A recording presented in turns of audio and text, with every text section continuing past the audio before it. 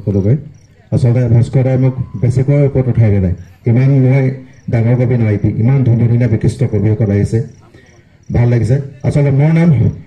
ধ্ৰুৱজিৎ পাঠক ঘৰ বৰদা মই কবিতাটি পাঠ কৰিবলৈ আছো তাতে কিবা কি ভুল হ'ব পাৰে শব্দৰ গাঁথনি ভুল হ'ব পাৰে কবিতাটি আবৃত্তি কৰোঁতে ভুল হ'ব পাৰে আচলতে মই আবৃত্তি নকৰোঁ মই লিখোঁহে মই প্ৰথম কবিতাতে আৰম্ভ কৰিছোঁ ধ্ৰুৱজিৎ পাঠকৰ ৰণসংকাৰ অসমী আই আমি সন্তান অসম সদায় মোৰ আৰু আমাৰ আশাৰ পোহৰে আহিছোঁ আমি একেলগ হৈ ন প্ৰভাত ন বেলি পোহৰে দিগতত আঁকিব বিচাৰিছোঁ উঠিব নতুন পোহৰ চহৰ গাঁৱৰ প্ৰতি চুকত জাতীয় সংকল্প ললোঁ আমি সদায় একেলগ জয় আই অসম দুখনি হাতত গৰজত হৈছে লাচিতৰ দুখনি হাতত গৰজত হৈছে লাচিতৰ সৌ হাত দুখন লাচিতৰ সেই ঢৌ তুলি আকৌ সেই শৰাইঘাটৰ ৰণলৈ বুলি লুইতৰ সেই সন্তান আৰু হামিবোৰ বুৰঞ্জীত আছে আমি অসমী আমি প্ৰথম ৰঙাবেলি তাৰ সেই প্ৰমাণ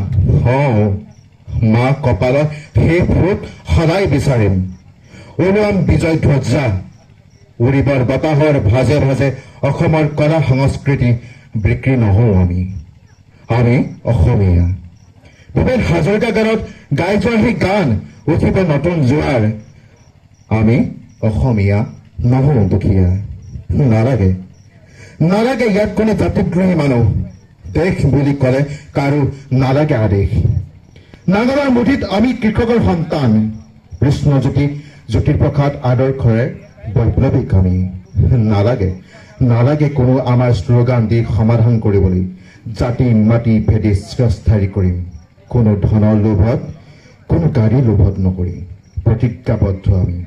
এখন সোণৰ অসম গঢ়িম মাথো সোণৰ অসম গঢ়িম আমি শান্তি ৰাখি বিচাৰি যাম ঘৰে ঘৰে নিবিচাৰো কোনো সুৰুজৰ কলা ডাৱৰ আমি নিবিচাৰো কোনো তেজাৰ নদী য'ত কোনো নাথাকে আকৌ সেই আন্দোলনৰ শ্বহীদ আমি শান্তি বিচাৰো মাথো আমি শান্তি বিচাৰো অসমৰ মানৱীয় অধিকাৰ প্ৰতি খোজত সেই খোজত আই মাতৃ হৈ থিয় দিম কনকলতাৰ দৰে